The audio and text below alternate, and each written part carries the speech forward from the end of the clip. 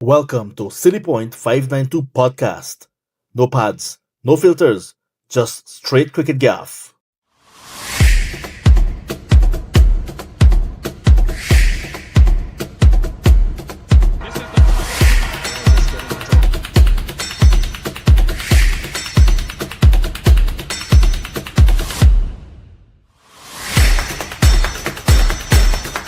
Welcome to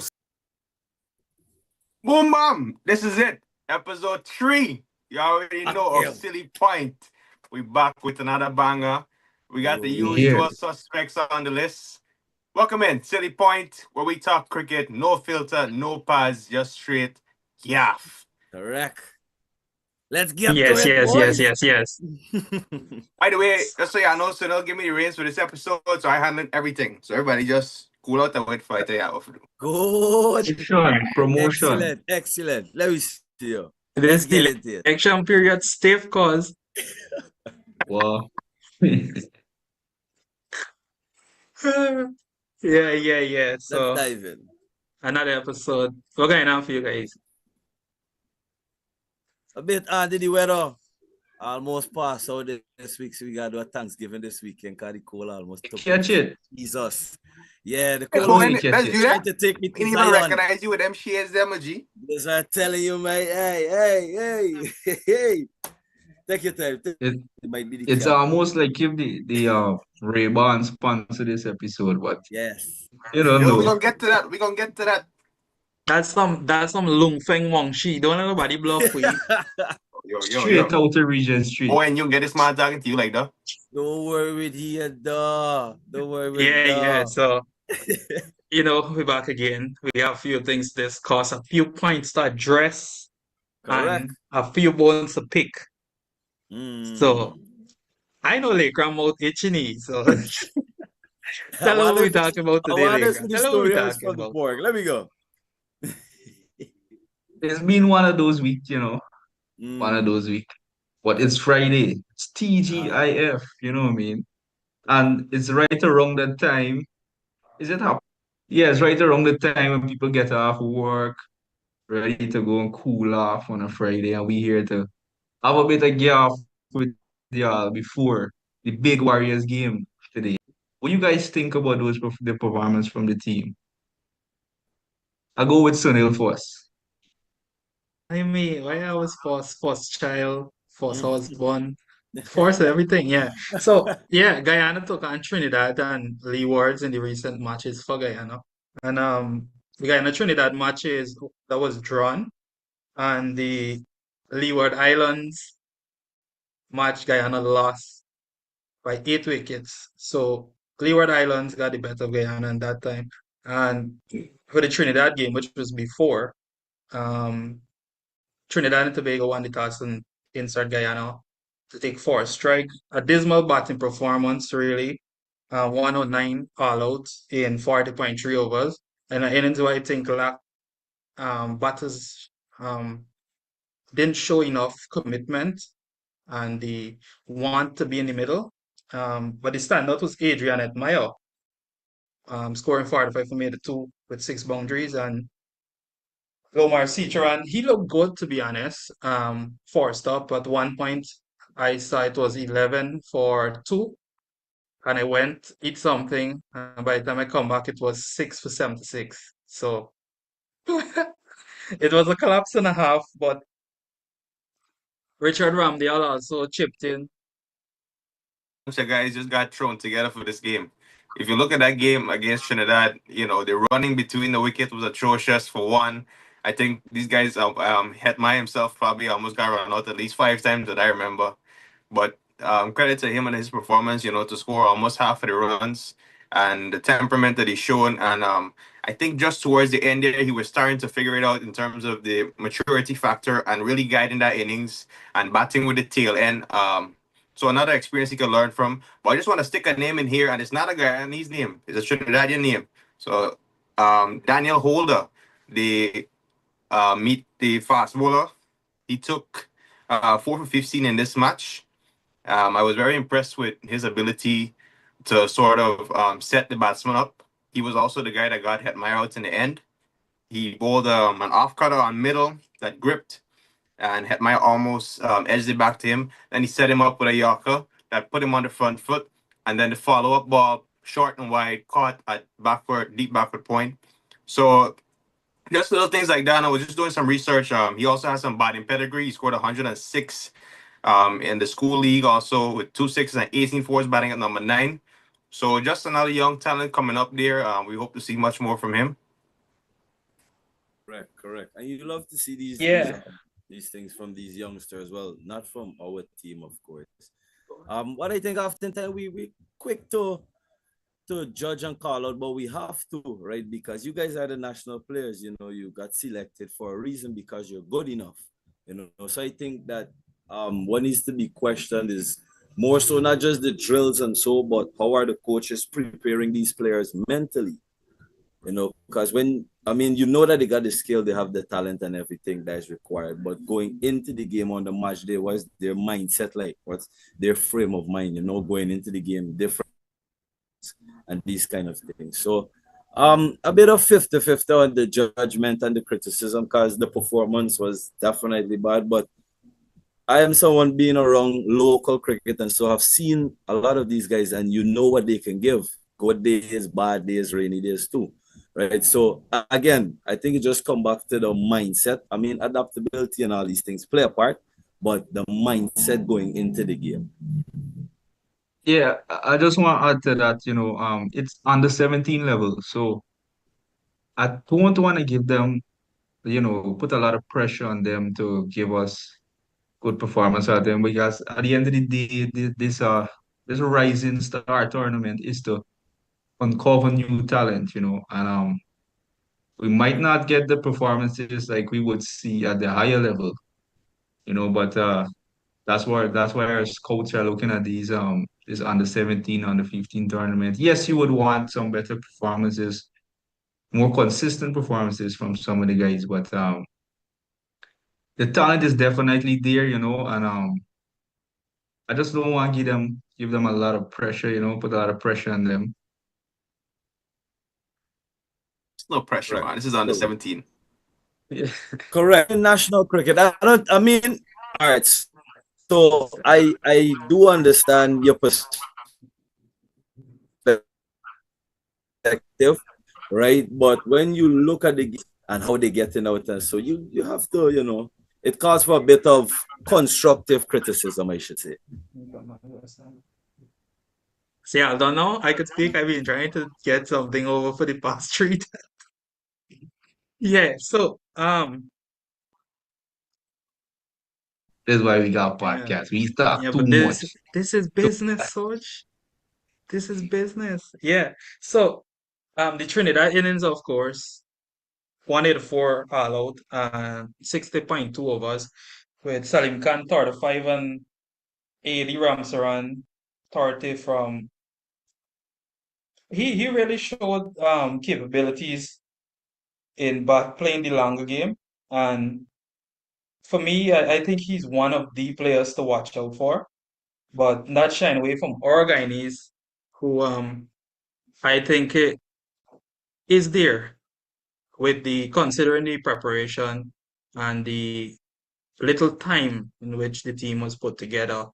We don't want to undermine anybody, but we only know until there's a press release. So the Guyana Leewards game, 4 innings, Guyana 124, another average batting performance, knowing these players' capability. So in that innings, Dave Marbury top scorer 32, Shamar Apple with a start 23, but I think he could have gone on a bit longer. That he didn't show compared to that innings where he made the 100. He didn't show that want. For me, everything you look at the player and you know that this player is hungry.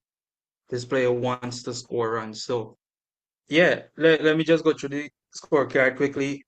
Jeton Edwards, 4 for 35. He was the main destroyer. Tiari Tong and Kunal Tilokani. I had to pronounce the word about 3 times to get it right. Yeah, he took 2 for 30 and Leeward Islands 154 and 103 for 2. Of course, they needed 100 in the second innings. to win, and they did that comfortably. Parmeshwar Ramafiaj Bas took 2 wickets each in that second inning. So um, a lot to think for Guyana. It's 2 draws and 2 defeats. Is it 2 defeats? No, a defeat now. I think they will want to turn the tide in the next game, and wishing the guys all the best. So, um, Right. any final thoughts? Yeah, I think just to wrap it up, I think we got to remember that this is cricket is a team game. Chemistry goes a long way, Right. and like I think one of the guys mentioned that the team is just now coming together, and these things take a while for the players to gel and sort of understand each other. I think, like I mentioned earlier, that really showed with the running between the wicket. I think immediately that stood out to me, that these guys haven't played much with each other, maybe against each other on the local scene, but going forward, it's only up from here. They got to get the experience. The exposure was there, and at least we've seen some stars, or at least some glisters of some stars potentially. So yeah, There is hope. There's Yeah, hope for so the future. moving away from regional cricket, and we head out to the ODI series. The big news is I want to shout out my friend Ken Roy. You know, he is a super fan of South Africa, and we're not gonna hear the end of it, but what we do? South Africa taking the series with 1 game to go, and the first ODI, South Africa won by 98 runs, and Maharaj was achieved this try. He took 5 for 33, and the Australian middle order in that match was the scores. Let me read the scores: 1, 3, 5, duck, and 4. Just Bold though, you can't really blame the scorecard. The guy was that good on the day. yeah, it's when it's your day, but Definitely. that was the main reason Australia lost the match, and 198 all out on the home turf. Not a good look. So things didn't get better in the second one day, which concluded early this morning in our time zone. Bretsky with 88, Stubbs 78. Um, Zampa took 3 for 63 in 10. Yeah.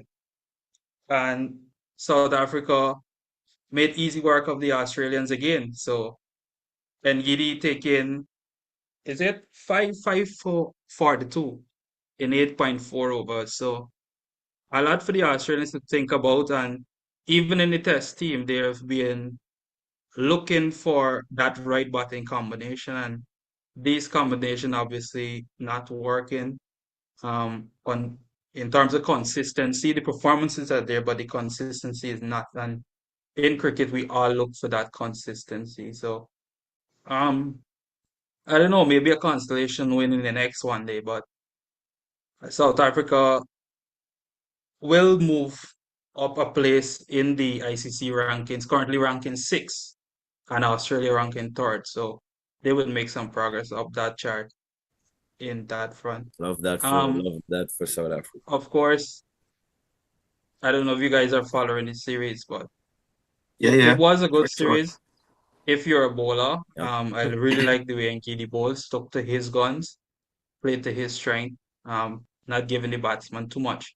But yeah, Maharaj and Giddy, main destroyers, responsible for me, at least, that's my opinion, that they were responsible for the demise of the Aussies. Excellent bowling. So, your I think thoughts on that series? if I could just jump in here and Yeah.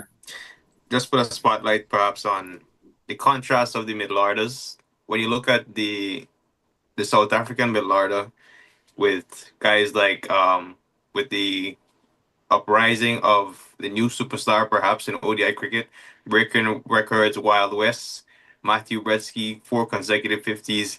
In fact, I think after 4 innings, he's got the most runs to start in any 5 innings period, and he's only played 4 innings, passing New Zealander, or no, sorry, not a New Zealander, a player from Netherlands who scored 327. So he's already surpassed that tally to start his career. In fact, he debuted with 150 in his first ODI game, which is also a record-breaking total. And someone else that in that middle order that has not been, performing consistently or at all. In fact, he scored his last 50 in October of 2024. Tristan Stubbs, a fantastic young player. He's still young. He's only 23 years of age. He's able to score some runs. We all know what Dewalt Brevis is, another young player, 22 years of age. So a lot of youth in that middle order there, and really the youth that's coming through in this series, guys that have scored big runs, contrasting to what Australia now are producing in the middle order. They're sticking with the likes of Cameron Green. Josh Inglis is perhaps the batsman that's in form. He's been scoring runs in the IPL all around the world in the MLC, and then now bringing his talent here. He top scored in the second innings. But other than that, the likes of, Travis Head hasn't been scoring runs much. And you see the burden now that's been placed on guys that are lacking in confidence, like Labuschagne, who we forget, Labuschagne got dropped in that test series in favor of the other opener. And the guy's name is avoiding me right now. What's the name of that young the young 19-year-old that Oh, opened for Sam Australia in Costas. test series? Sam Costas, there you go. So yeah, I think that's other than the bowling that's the touchdown. I think that was a key disparity in the series. Correct. Yeah, Well, so I think my perspective might be a bit biased given that I'm a bowler as well. But I think like if you're looking for like an exhibition of quality discipline bowling, like there was a game to look at and be like, yeah, this is what it's about. Like despite what happened and what the batters tried, the bowlers just stick to their plan and ensure that they executed every time. yeah, so Bowen, while you're on it, you may introduce the guests. Gosh. All right, folks. From you hear the voice and you can't see the face, as you would usually say. Today we'd like to bring in a guy, a very amazing person, a genuine person who has been doing and contributing a lot to cricket in Guyana, more so in Georgetown. You know, I for one is someone who look up to him and would admire the work that he does. So without further ado, ladies, gentlemen, viewers, listeners, subscribers, yes, we Royal Mel. Good afternoon. Everybody hear me? Thank you, lads. Thank you, Mr. Sonil Ramlal, for the invite on the Silly Point. It's something growing. I've seen it every day. So it's good to be on board for such great things, for cricket happening on the whole. So it's good to be a part of the podcast and all the guys I know and play cricket with. So I'm just feel love that I'm here today on this podcast.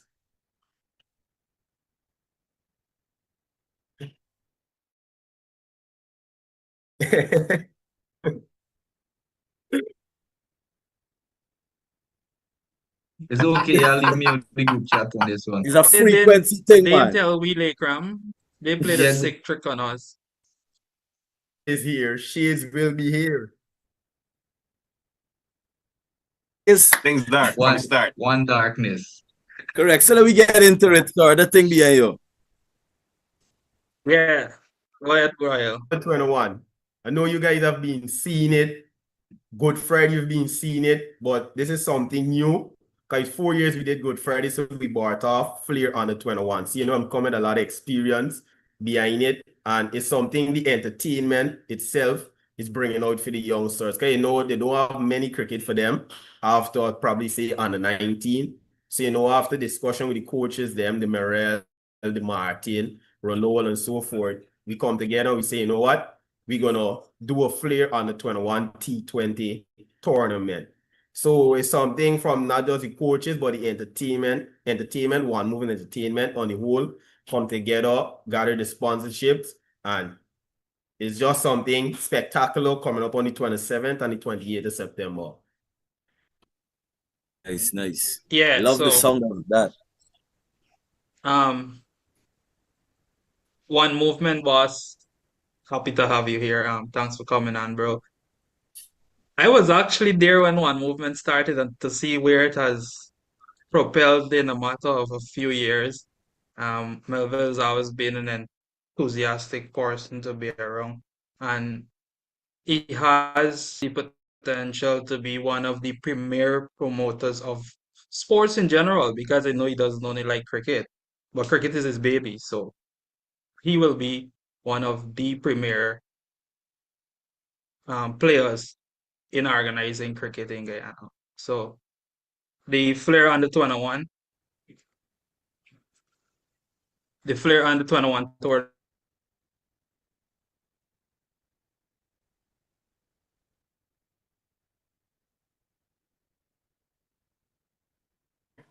Oh my gosh. Big man. You guys hear me? But we yeah, still hear you. I We still think got where he you. was heading, right? I think where he was heading. What could we expect from the Flair under 21 Royal? Young talents progressively. The motto alone tells you what's coming behind the tournament and what to expect from the players in general. You know, the entertainment is all about showcasing, and it's just to show the young talents that we have in Georgetown here, and not just Georgetown alone, but the other counties in the country as well.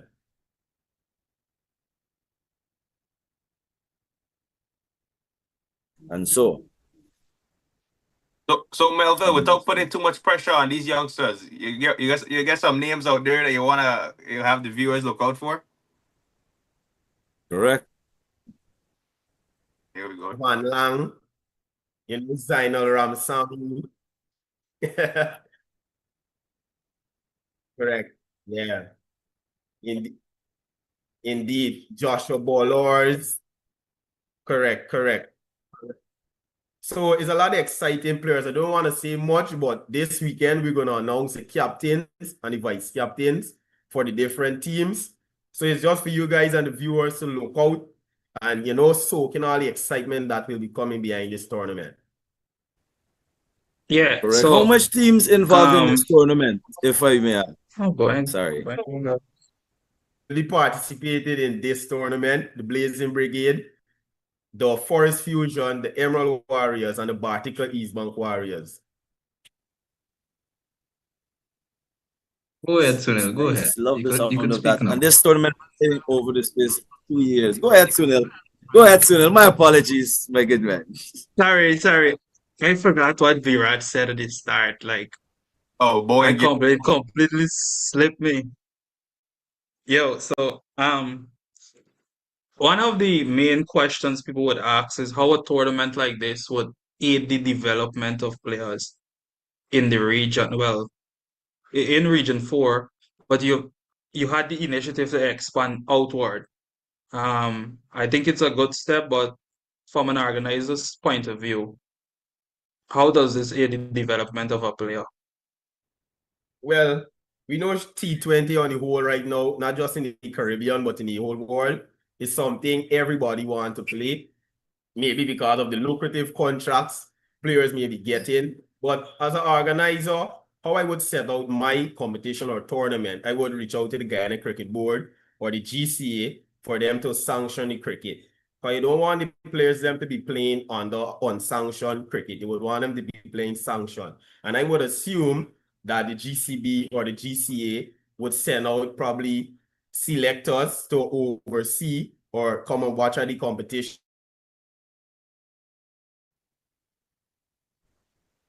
See what they're approving and not just say, oh, Flair 21, let me just approve it. It's some that, you know, anyhow cricket.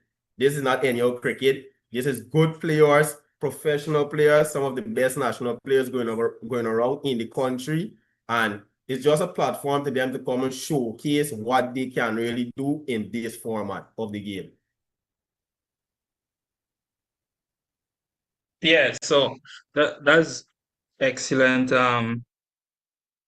I know nothing is possible without a few sponsors on board, and Melville, I know you know how to get people on board for this event. So I'll leave you to highlight your sponsors, your partners, your supporters.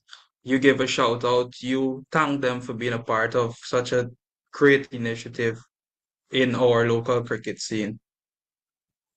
Well, we know, as you can see, cricket is something since we growing up that if you don't have the funds behind it, it's like only your faith could carry you through. But all I would like to say is thank you very much to my sponsors for being on board since from the first Good Friday. Many of us who played the Good Friday from the first edition know when you want something, it was 2 bag of cross buns and a little trophy in 1 feet high.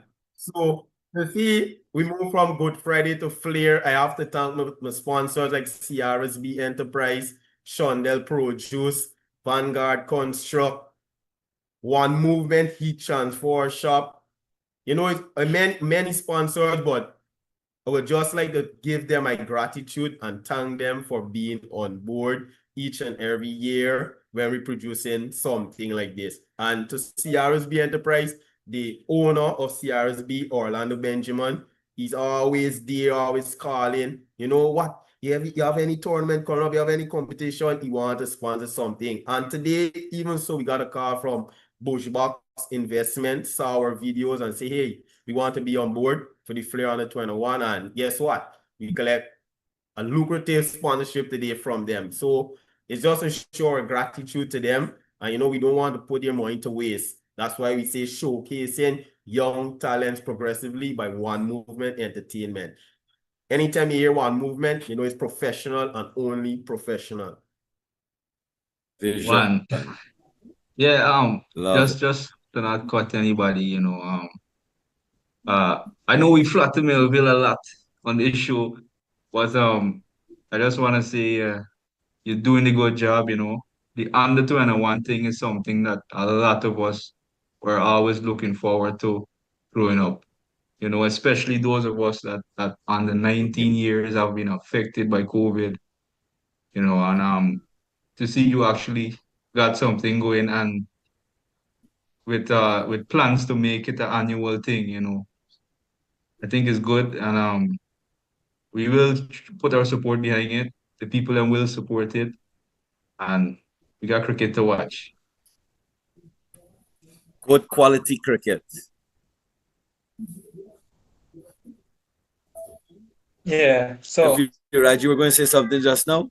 yeah, Viraj, your comments. Viraj has been silent for the longest while. I mean, I just want to wish the tournament the best. Of course, it's something new.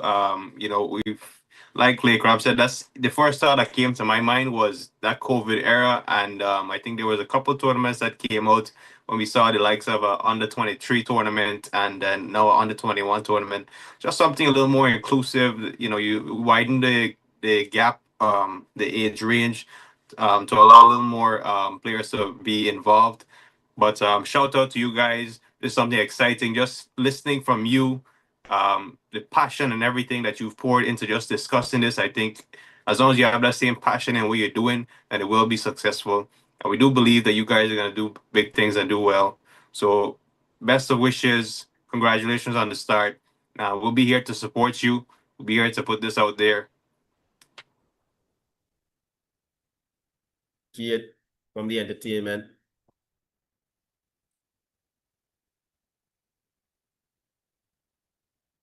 So since we're on the topic of the local cricket, we got some local cricket to discuss. The GCA Yeah. is back. And we have a colleague that's in the podcast with us that will be playing this weekend. You know, let me just go through the fixtures quick so the people that could be aware. On Saturday, we got the GISC Star Party Rental and Trophy Star Force Division 2 days cricket that will be playing at Police.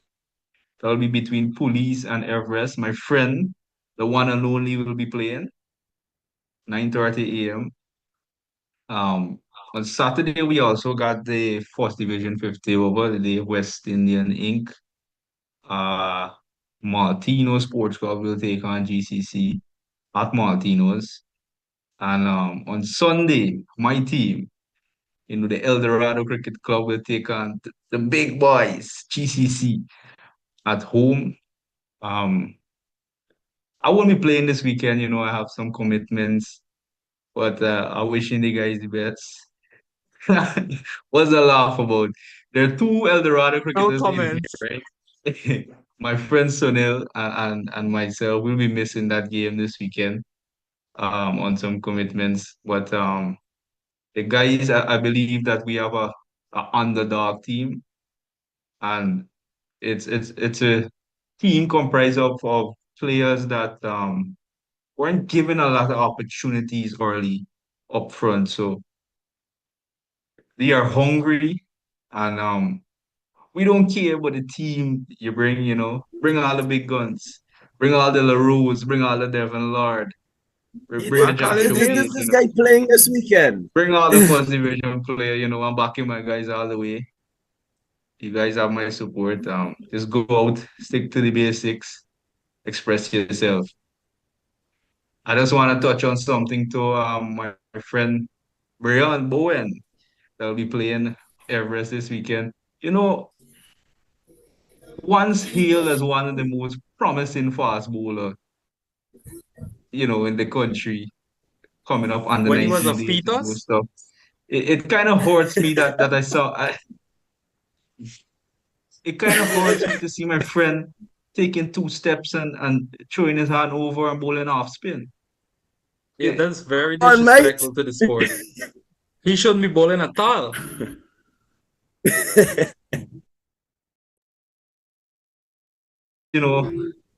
put you in these mindset. But he's trying thing with the off spin. But I really think he should run in this weekend and give me some wickets. Yeah, and another friend of ours participating in this weekend, I hope, is the left arm spinner. Sorry, the Fish. pace off. Christopher Harry.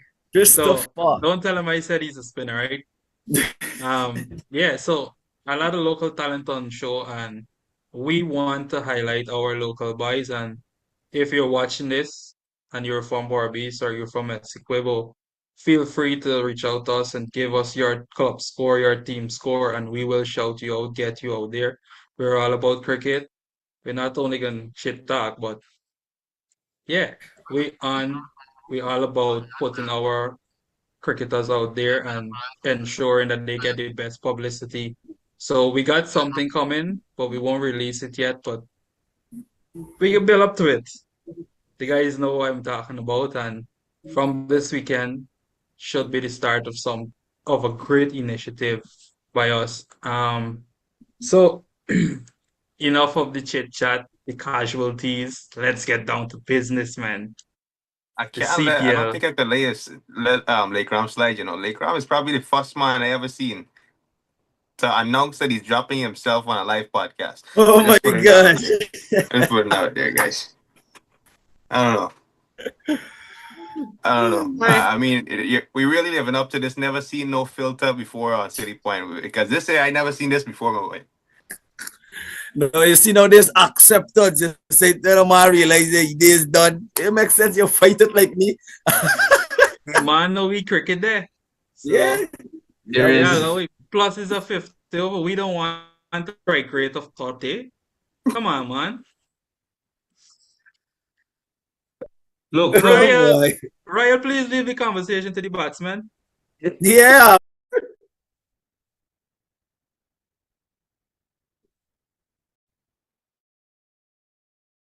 Let's move on. Let's move on. I think it was a violation. No hard feelings, Ryan. get to that Let one. him a bite. What? Yeah, so CPL 2025 Warriors on show tonight. But before we touch on the Warriors, yeah, we got tired Warriors fan there. Timothy watching you. He say coming Ashki for rupees, brother. Rupees. Yeah. So a few games we missed, and we had one abandoned game with Antigua and Barbuda Falcons and the St. Lucia Kings. That was abandoned. Then the St. Lucia Kings taking on the Patriots. St. Lucia Kings won by 3 runs. And Ross and Chase man, young Ross, with an all-round performance of a 50 and 2 for 27 with a great spell in the second innings of that match. The big news, Antigua and Barbuda Falcons between nemesis. To put it over nicely, crashed annihilate. Shall I go You on? were beating up the pitcher kind of thing. I tell you, Alexis do Yeah, some so real buzzity thing to you, I but think I think on that incident, which we will get into, let's not spoil it. Let's wait for the moment. Um, and the match yesterday, the Barbados Royals going down to St. Kitts and Nevis Patriots, breaking a jinx really. They're picking up the second win for the first time in 2 seasons since 2023. Now they have won more than one game in a season of the CPL. So the points table, the Falcons sitting pretty, 5 points, 2 wins. They obviously had that no result game being abandoned by rain. Patriots on 4 points. And we got the Kings, followed by the Warriors on 2 points each. Kings obviously having a no result. And TKR on 2 points and Royals yet to register. But we're moving on quickly to the second and third leg of CPL. And I think we're in for a treat. So Not to cut you, but we really ain't shouting out the Warriors. We really ain't shouting out the Warriors. yeah, Dominating their opponent in the first game, their first game of yeah, the season. yeah. Big up to the Warriors. We are ready. We get in there. So let me chat quick on the Falcons and Knight Riders game. Falcons winning by 8 runs, of course. The PKR win the toss, just the ball. Um, Forced innings, 167 for six. Fabian Allen, of course, showing his power game, 4 to 5 from 20 with a 225 strike rate. Throwing 3 6s and 3 4s. I think in an innings that really needed that impetus, he provided it for his team, and um, I wish that he could have got that 50. Also, Imad Wazim chipping in with the unbeaten third and nine, which really helped slow things down a bit because wickets were falling around. And Nathan Edward, 256, a bit expensive, and Usman Tariq, 2 for 37 in his four. Sanitary 168, Colin Monroe blazing in power play, 4 to 4 from 18, 2 for 4 strike rate, and Kyron Pollard, the veteran, as I would say, the dinosaur, 43 from 28 in a game that a prime Pollard would have easily won for his team. Not to take anything away from Obed McKay, 4 for 39. I think he started well in the power play, picking up those 2 wickets in his fourth over, really set it up for him, build that confidence. So, um, falling away a bit in the back end, pressure situation, of course. He he bowled some bad ones, which is expected in the end. Um, the rack attack, getting rid of Nicholas Uran. He basically got himself out. I I, know you guys have a lot of thoughts on it. So let me I get know into that it. Let you me What do just, you I jump in. just think? Let me want to jump know. in, Sonny. Let me jump in. Let me jump in. I feel like this is me moment. I feel like this is Yeah, me yeah. Do moment. you think that? Furthermore, I don't even think Sonny should have said anything about this game. I should have just take this whole game and do the entire podcast at this point.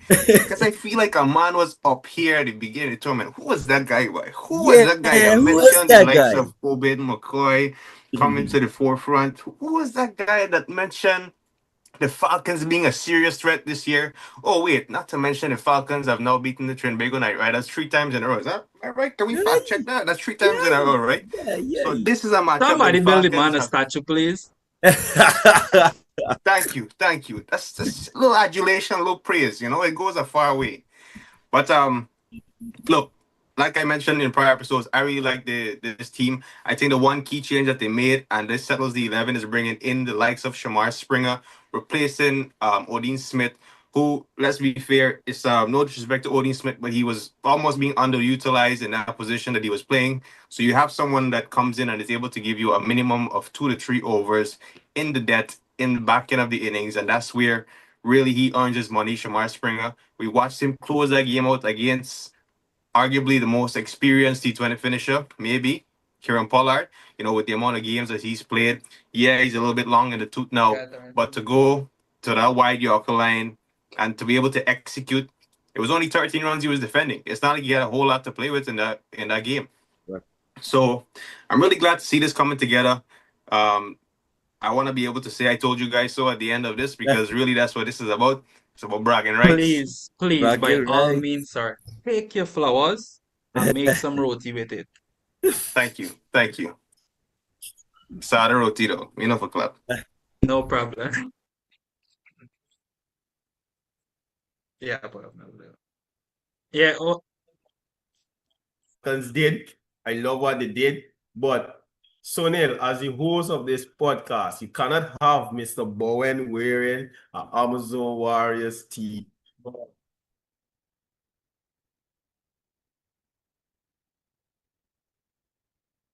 Did I'm out with the most.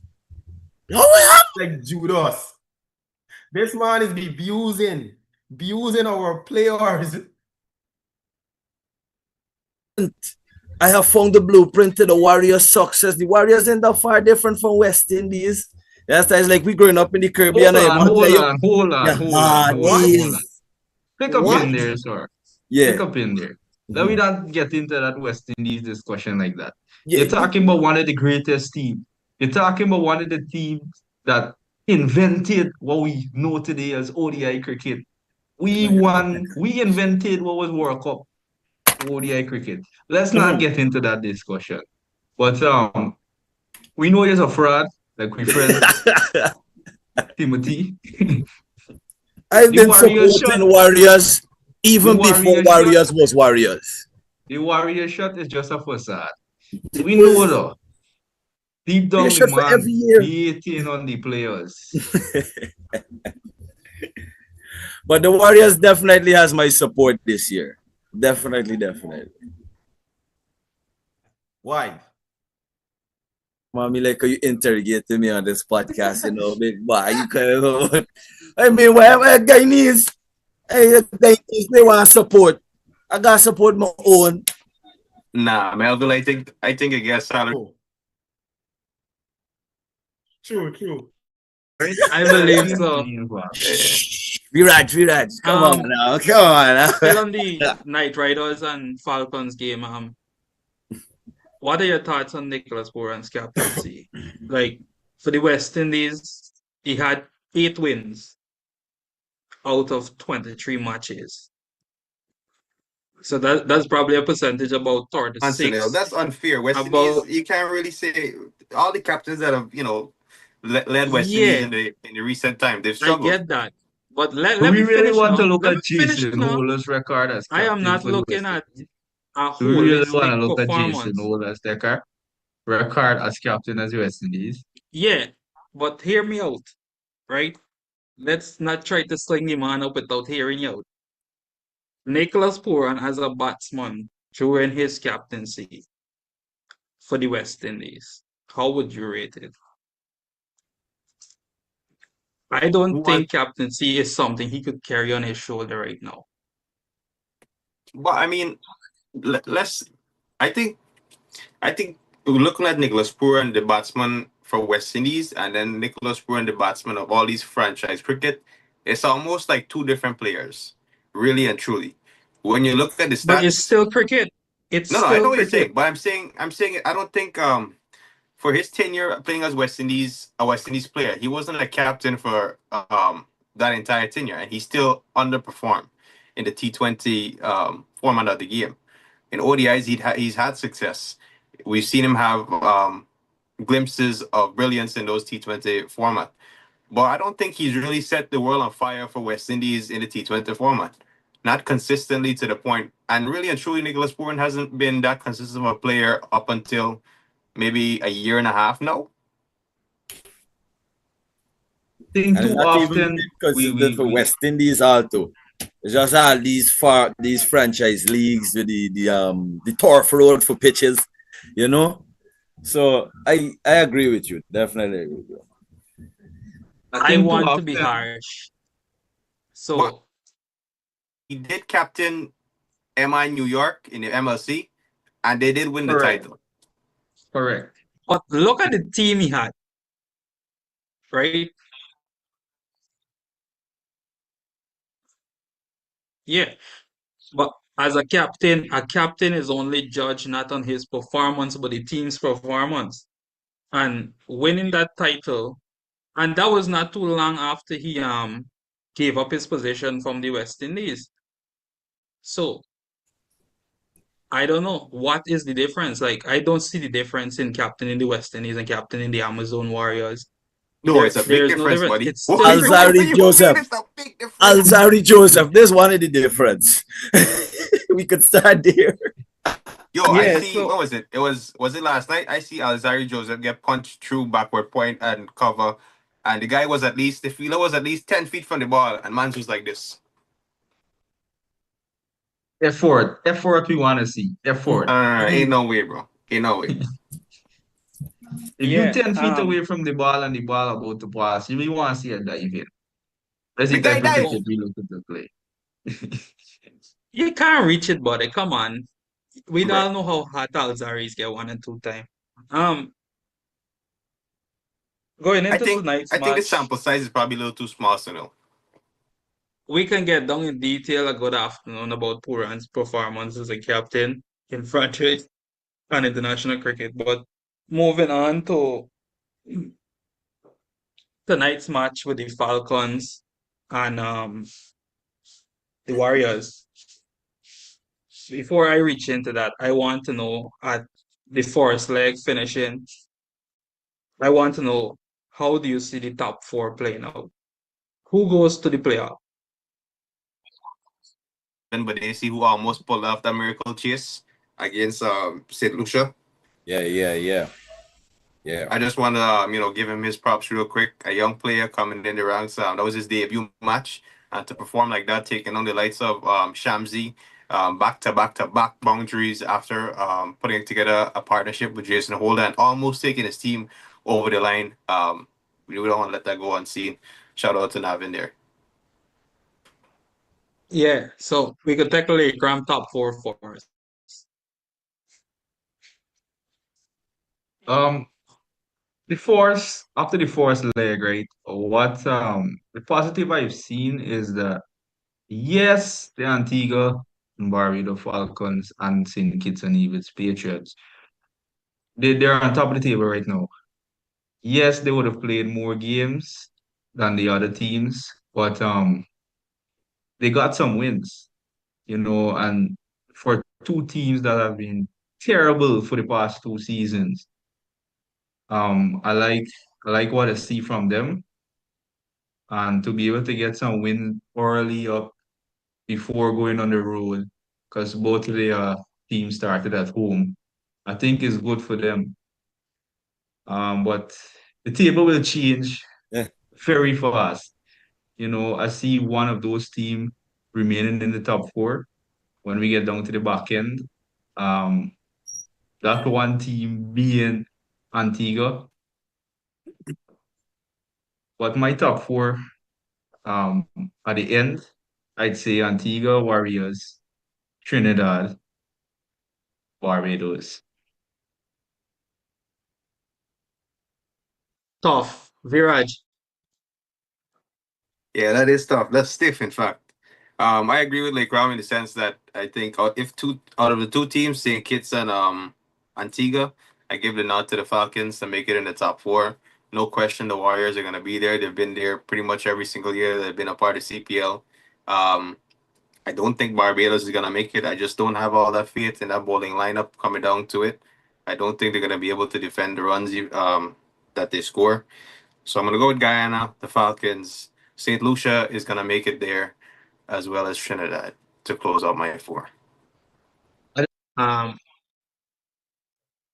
Second team in the tournament. So I'm a little optimistic. I'm a little optimistic about them. The reason being is because out of all the franchise this season, they're the franchise that I think invested in the youths more than the others, I'd say. I Yeah, think they have 7 or 8 breakout league players. To be able to have that Good team. amount Yeah. of breakout league players in your squad, that means that you'll have to play, you'll have to play them more games than the other franchise in. So that's why they're my second team. I'm a little optimistic about it, but yeah, it's a Yeah. little tough for them. I can't vex who's your favorite team, but I think what in this instant, almost whatever this team's blessing is kind of his curse in the same aspect. When you look at the inexperienced lineup on the bowling side of things, Daniel Sams is leading this bowling attack as a pace bowler, and I think Jamal Warrican, of course, he's the test captain, but he lacks, I think, game time when it comes to the T20 format. Yep. But if it was just a batting game, this team probably would have light the stage on fire. Yeah, Fair point. Melville. Fair point. My four, let me tell you my four. I'm a Roughman Powell fan. Mr. Neat. So it's Barbados, the Warriors, Spiceman, which is St. Kitts, and the St. Lucia Kings for me. But I think the Barbados Royals gonna make a comeback. I have all good faith in Roughman Powell. He's a wonderful captain. I don't know why West Indies remove him as a captain, but somehow the guy know how to gather everyone's attention, bring out the right attributes in them to come and showcase what they have to showcase.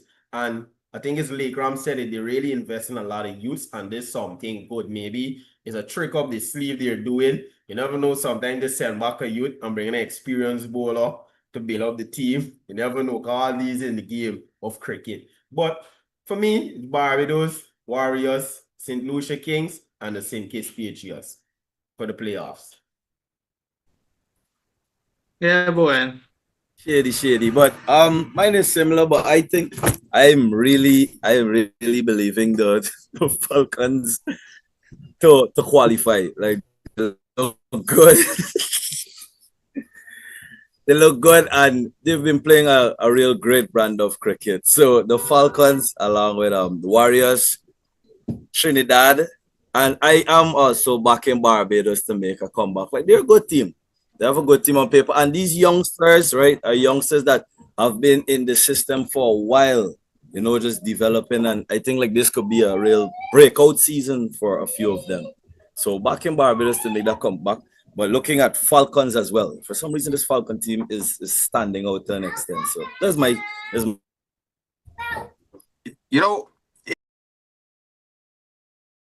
bowling with Barbados' batting.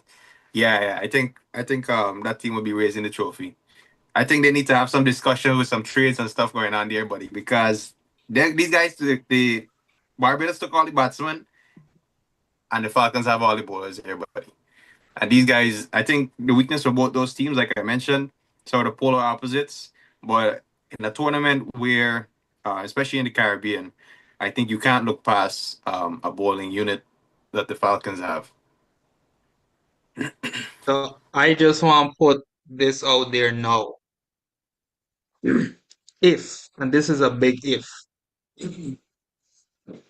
I think if the Knight Riders have a normal season like they did the previous 2 years, it will pave a way for St. Kitts and Nevis Patriots making it top four. Here are my top four.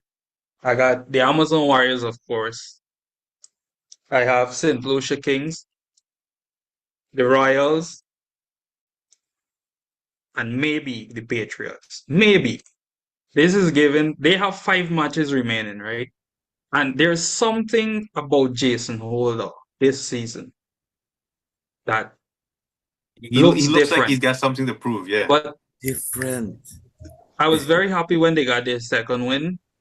I really want to see them give something more. We know they've already won the CPL before, but has fallen off in recent years. So I think something special is coming from Jason Holder, and it's coming pretty soon. St. Kitts will get into that top four if TKR has a normal season, how I see it, and it will be on the back of Jason Holder. So I don't know. I might come and play a Viraj card on y'all. I don't know. I told you so, but So that's how I see it panning out. And yeah, the Warriors, of course, and the Warriors are in action tonight. Last time Like Warriors met the Falcons, we have them 2-0. I get enough feedback from somebody. and just picked it up as well. Yeah. That's right. So yeah, the Vivian Richards Stadium comes alive tonight. Warriors, the last time they met in 2024, the Warriors won on both occasions. And Falcons in their last match, Shamar Springer holding his nerve to give them another win in this season against TKR, of course, defending 13 in that over.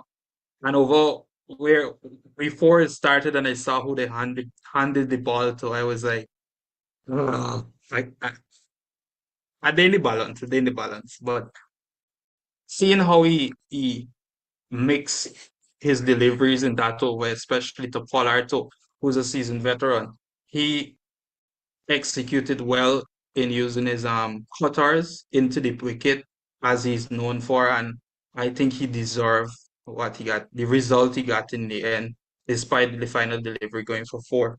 Um, yeah, of course, the Falcons momentum. Falcons will be looking to take down the Warriors for the first time since their inception into the CPL, and no better place to do it than at home.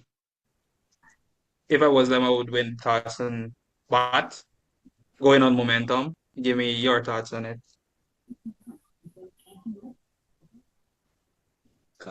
Going forth, this is the Warriors conversation.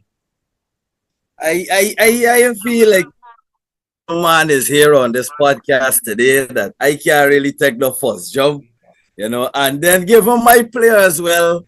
Did not do it any great justice with the dub that he made. So I can't take the lead on this. So I step back. Right. So you would have mentioned the momentum the Falcons would want to take into this game. The Warriors have started the season with a very dominating performance against the Syndicats and the US Patriots. Mr. Ramsey would have mentioned when he went on the show, the first episode, the Warriors have one of the well-rounded unit, And what is the guy name that's still about to come in? I think Iftikhar Ahmed would have came in to replace him Hassan Khan. from USA. Hassan Khan, I think, is back. So that just adds to the strength of the unit. I feel the Warriors are gonna pull it off. They're gonna pull this one off tonight. And Easily, boy. Easy. expect fireworks again from Ben McDormand. Big Benny. Big Ben. No, Ben McDormand, we haven't talked about him a lot, right? But you've shown, a friend was telling me the other day, you want to win tournaments, you got to buy Aussies. It's just the way how they play the game, and everything. There's no explanation needed with that statement. But Ben McDormand, in contrast to the other opener we had in the first game, Kevlan, he showed experience, the big thing in this game. And the hitting was just amazing to watch.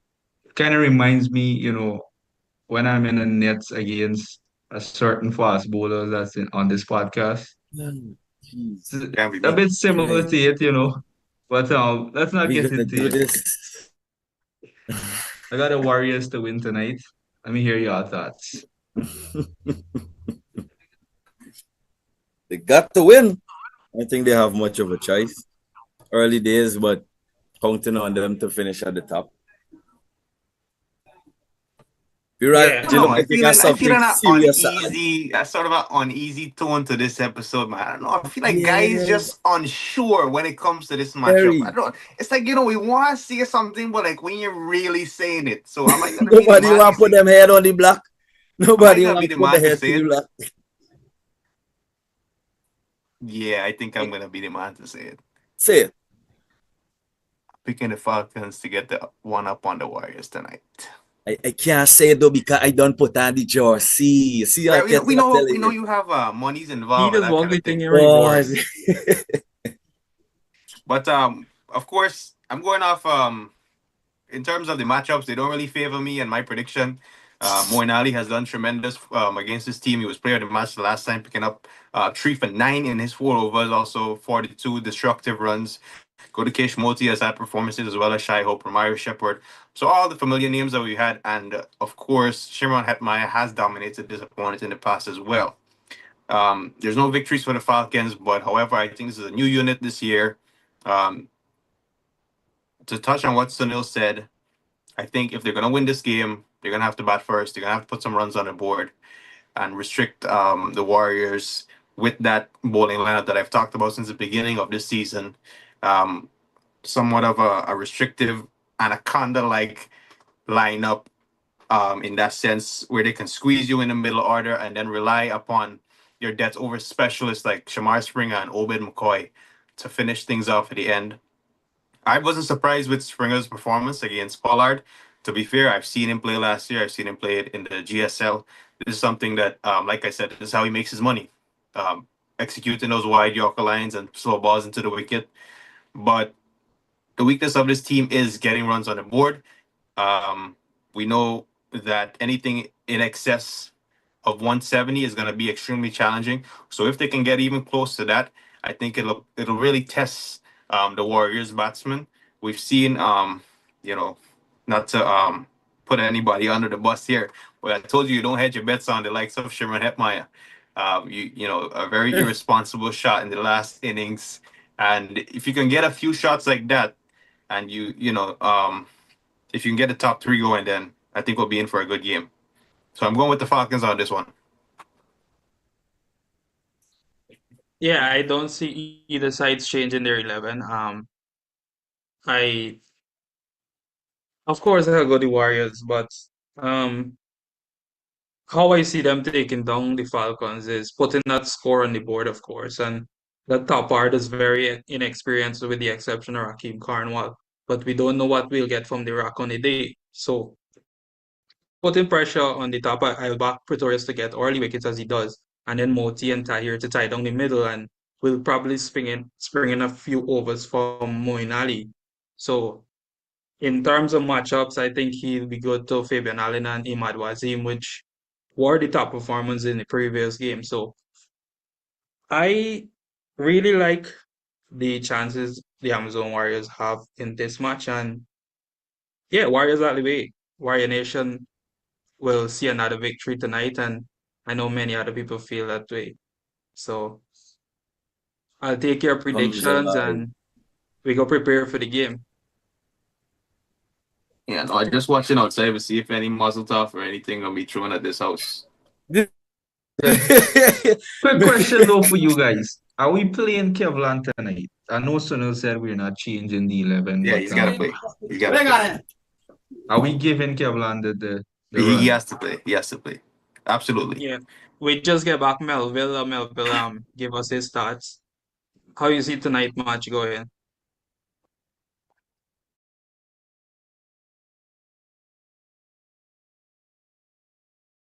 You give me a slight feedback there, Mel, man.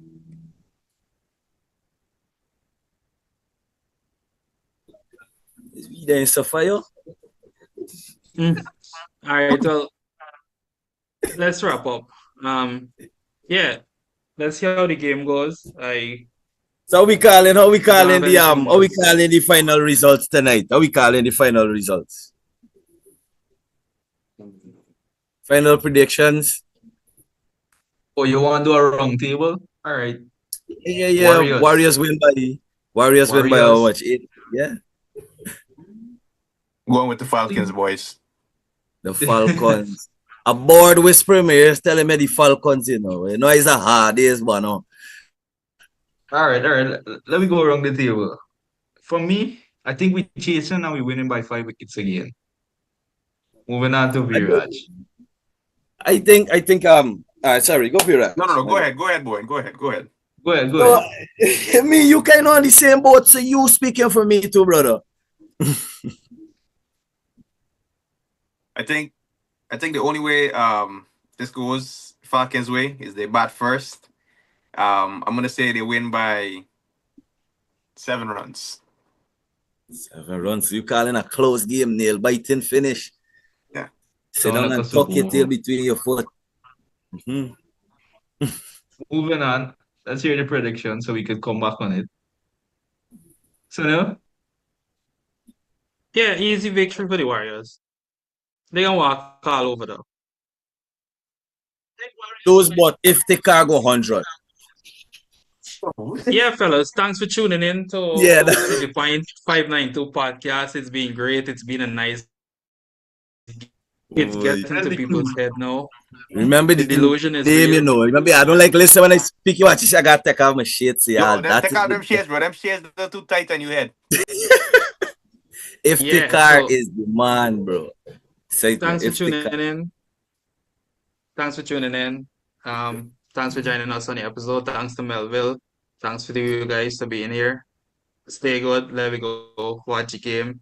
Catch a few cold Until ones. next Maybe get time. some sleep. We don't know. Till next time. Take it. Welcome to City Point 592 podcast. No pads, no filters, just straight cricket gaff.